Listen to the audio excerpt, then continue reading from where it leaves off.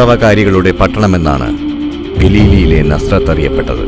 യൂദ രാജാവായ ഹെറോദേസിന്റെയും റോമ സാമ്രാജ്യത്തിലെ പട്ടാളക്കാരുടെയും തേർവാഴ്ചയിൽ ദാവീദ് വംശത്തിൽപ്പെട്ട ഔസേപ്പിന് തന്റെ സഹോദരന്മാരെ നഷ്ടമായി. ഹെറോദോസിന്റെ കാലത്താണ് ജൂദയിലെ കൊട്ടാരങ്ങളെല്ലാം പണികഴിപ്പിച്ചിരുന്നത്. യൗസേപ്പിനെ അന്ന് മരപ്പണിക്കായി നിയോഗിക്കുകയും തുടർന്ന് സഹോദരപുത്രന്മാരായ ജോസെ, സൈമൺ, ജൂദ യൗസേപ്പിനെ മരപ്പണിയിൽ സഹായിച്ചിരുന്നു. അവർ വർഷങ്ങളോളം സ്വന്തം കുടുംബത്തിൽ നിന്നും അകന്നു കഴിയേണ്ടതായി വന്നു. അധികം ചരിത്രത്തിൽ ഇടം കണ്ടെത്താൻ കഴിയാത്ത സ്വപ്നങ്ങളിൽ ജീവിച്ച വിശുദ്ധനായിരുന്നു വിശുദ്ധ യൗസേപ്പ് പിതാവ്. അദ്ദേഹത്തിന്റെ കാലം ഏതുവിധമായിരുന്നു എന്ന് ചിന്തിക്കുമ്പോൾ മനസ്സിൽ വന്നു നിറഞ്ഞ ചില കാര്യങ്ങൾ നിങ്ങളുടെ മുന്നിൽ അവതരിപ്പിക്കുന്നു.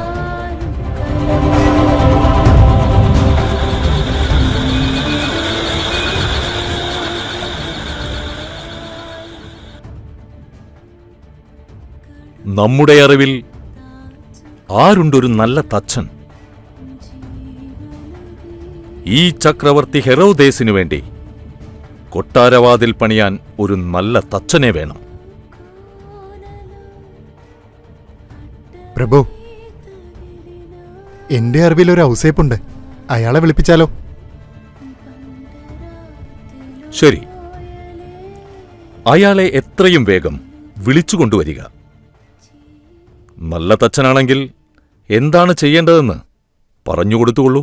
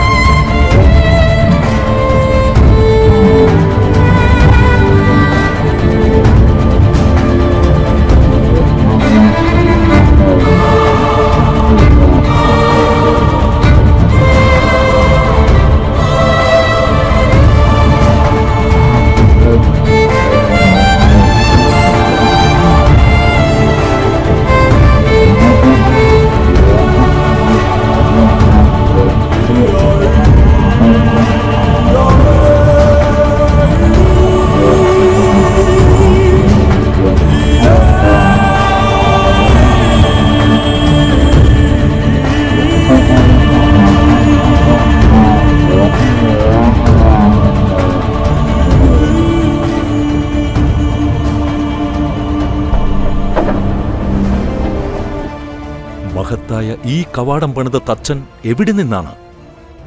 പ്രഭു, ഞാൻ ഗലീലയിൽ നിന്നാണ്. ഓഹോ, ആ വിപ്ലവകാരികളുടെ നാട്ടിൽ നിന്നോ? അതെ. ഏതാണ് കുലം? ദാവീദിന്റെ കുലത്തിനും വംശത്തിലും പെട്ട ഹേലിയുടെ മകനാണ്. ഓഹോ, അപ്പോൾ രാജകുടുംബത്തിൽപ്പെട്ട ആളാണ്. അങ്ങനെയല്ല പ്രഭു, ജീവിക്കണമെങ്കിൽ മരപ്പണി ചെയ്യണം. എന്തായാലും താൻ തച്ചുശാസ്ത്രത്തിൽ വളരെ അഗ്രഗണ്യനാണെന്ന് മനസ്സിലായി.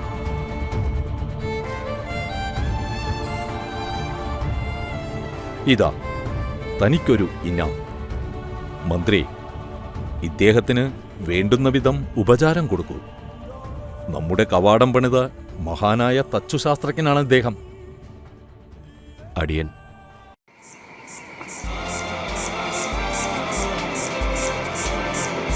വർഷങ്ങൾക്ക് ശേഷമാണ് യൗസേപ്പും തന്റെ കൂട്ടാളികളും മടങ്ങിയെത്തുന്നത്.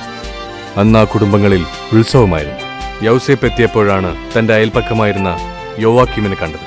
അവർ തമ്മിലുള്ള സംഭാഷണങ്ങൾക്കിടയിൽ യോവാക്കീം ചോദിച്ചു, നിനക്കൊരു കല്യാണം വേണ്ടേ? നിന്റെ അനന്തരവന്മാരെല്ലാം വളർന്നു കഴിഞ്ഞിരിക്കുന്നു. ഇനി നിനക്കും വേണ്ടേ ഒരു ജീവിതം? എന്റെ കാലം കഴിയാറായി. നിനക്ക് സമ്മതമെങ്കിൽ കുഞ്ഞുമരിയെ ഞാൻ ഭാര്യയായി തരാം.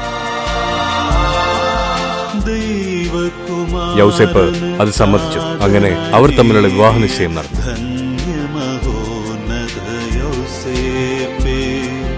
നിന്ദ്യ ദിവ്യകാരുണ്യം തൂകി. ഔസേപ്പ്, മോശയുടെയും ഇസ്രായേലിന്റെയും നിയമമനുസരിച്ച് ഈ മോതിരത്താൽ നീ മരിയയ്ക്ക് സമർപ്പിതയായിരിക്കുന്നു. മറിയ ഇനി മുതൽ ഹേലിയുടെ മകനായ ജോസഫിന്റെ ഭാര്യയായി മോശയുടെയും ഇസ്രായേലിന്റെയും നിയമമനുസരിച്ച് ഈ മോതിരത്താൽ നീ സമർപ്പിതയായിരിക്കുന്നു. മസാലോ മസാലോ മസാലോ.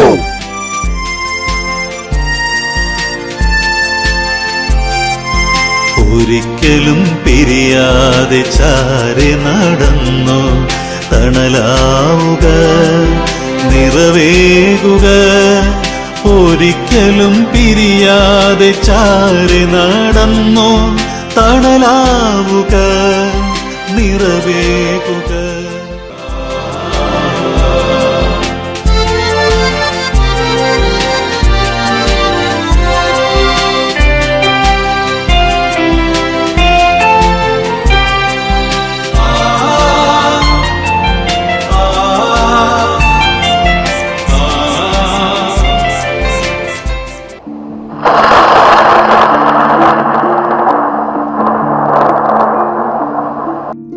കൃപ ലഭിച്ചവളെ, നിനക്ക് വന്ദനം. കർത്താവ് നിന്നോട് കൂടെ. മറിയമേ, ഭയപ്പെടേണ്ട, നിനക്ക് ദൈവത്തിന്റെ കൃപ ലഭിച്ചു. നീ ഗർഭം ധരിച്ച് ഒരു മകനെ പ്രസവിക്കും. അവന് യേശു എന്ന് പേർ വിളിക്കണം. അവൻ വലിയവനാകും, അത്യുന്നതന്റെ പുത്രൻ എന്ന് വിളിക്കപ്പെടും. കർത്താവായ ദൈവം അവന്റെ പിതാവായ ദാവീദിന്റെ സിംഹാസനം അവന് കൊടുത്തു. അവൻ യാക്കോബ് ഗൃഹത്തിന് എന്നേക്കും രാജാവായിരിക്കും. അവന്റെ രാജ്യത്തിന് അവസാനമുണ്ടാകയില്ല.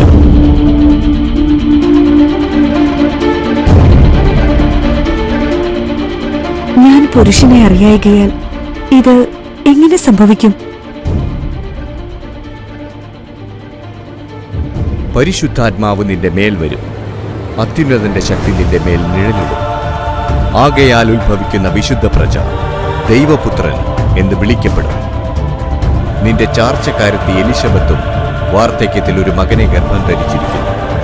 മച്ചി എന്ന് പറഞ്ഞു വന്നവൾക്ക് ഇത് 6-ാം മാസം. ദൈവത്തിനൊരു കാര്യവും അസാധ്യമല്ല.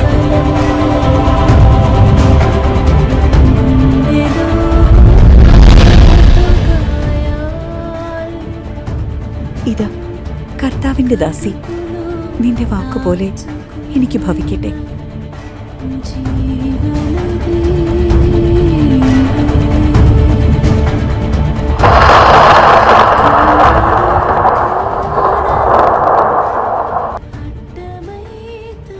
അവളെ ഭാര്യയായും സ്വീകരിക്കുക. അങ്ങനെയാണല്ലോ സ്വപ്നത്തിൽ കണ്ടത്. അങ്ങനെയെങ്കിൽ അവൾ കുറ്റക്കാരിയാവില്ല. അല്ല എങ്കിൽ എല്ലാവരുടെയും മുൻപിൽ അവളെ കല്ലെറിയുന്നത് കണ്ടു നിൽക്കുവാൻ എനിക്ക് കഴിയില്ല. കന്യതൻ കാവലായി തീർന്നൊരു താത, അനുഗ്രഹമെന്നിൽ തൂകിയിടുക. കന്യതൻ കാവലായി തീർന്നൊരു താത, അനുഗ്രഹമെന്നിൽ തൂകിയിടുക.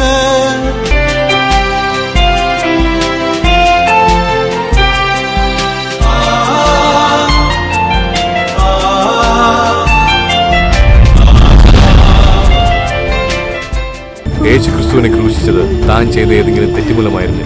യഹൂദന്മാരുടെ രാജാവ് എന്ന് സ്വയം അവകാശപ്പെട്ടു എന്നതായിരുന്നു യേശുവിന്മേൽ ആരോപിക്കപ്പെട്ട കുറ്റം. കുറ്റക്കാരെ കുരിശിന്മേൽ തൂക്കുന്ന പതിവ് അക്കാലത്തുണ്ടായിരുന്നു.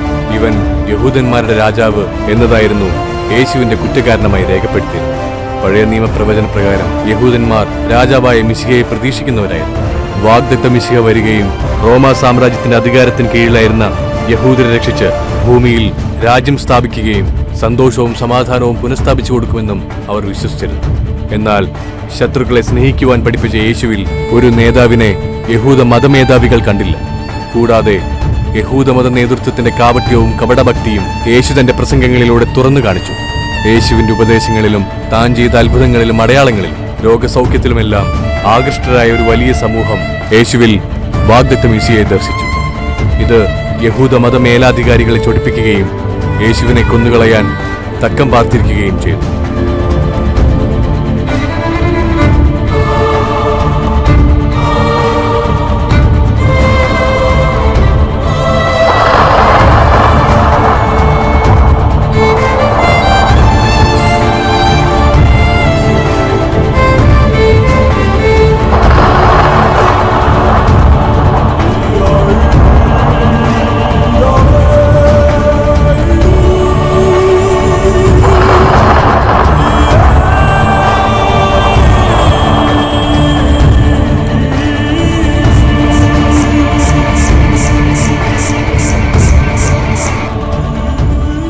യേശുവിനെ യഹൂദന്മാരുടെ സാന്നിധ്യത്തിൽ വിസ്തരിച്ച പീലാത്തോസ് വെള്ളമെടുത്ത് പുരുഷാരം കാണുക കൈ കഴുകി. ഈ നീതിമാന്റെ രക്തത്തിൽ എനിക്ക് കുറ്റമില്ല.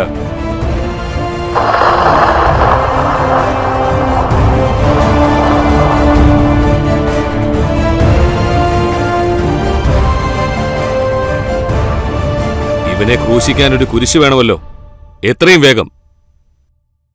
ഇവന്റെ അപ്പൻ മരപ്പണിക്ക് ബഹു കേമനാണ്. അയാളെ കൊണ്ട് തന്നെ നമുക്ക് കുരിശുണ്ടാക്കാം. എത്രയും വേഗം അയാളെ കൊണ്ടൊരു കുരിശ് തയ്യാറാക്കുക. അതുതന്നെയാകട്ടെ ഇവനുള്ള സമ്മാനം.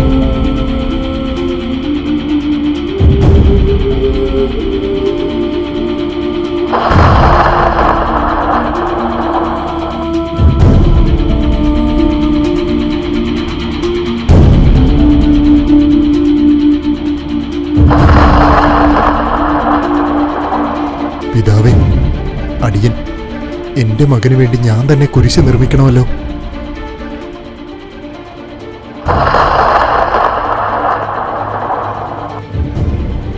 ഇവിടെ നിന്നും പടിഞ്ഞാറോട്ടു നടക്കുക. ഇവിടെ ഈടന് കിഴക്കായി നിനക്ക് ആ മരം കാണാം.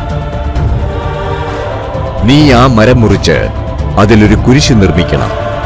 ആ മരം ഉണങ്ങുകയോ ചിതലരിക്കുകയോ ഇല്ല.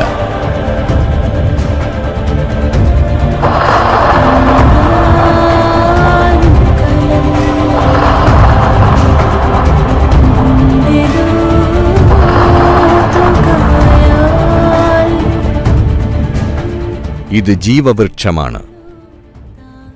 ഇതിലെ കനികൾ മൂലം മനുഷ്യനിൽ പാപമുടലെടുത്തു. അതേ മരത്തിൽ എന്റെ മകന്റെ രക്തം വീണ് ശുദ്ധീകരിക്കും.